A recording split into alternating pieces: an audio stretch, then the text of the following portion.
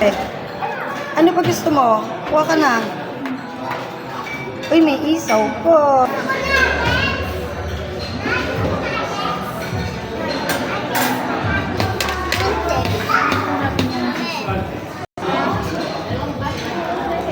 Sarap ng sisig.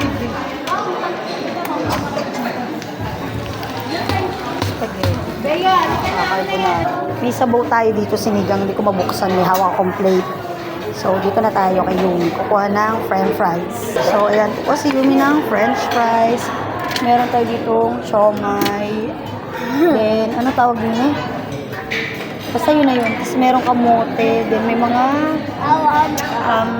sweets. Ayan. Yung mga sweets tayo dito.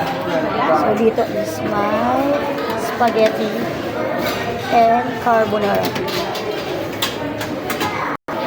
Ito naman ay ito yung sinigang, sabi ko kanina hindi ko mabuksan. So, ayan.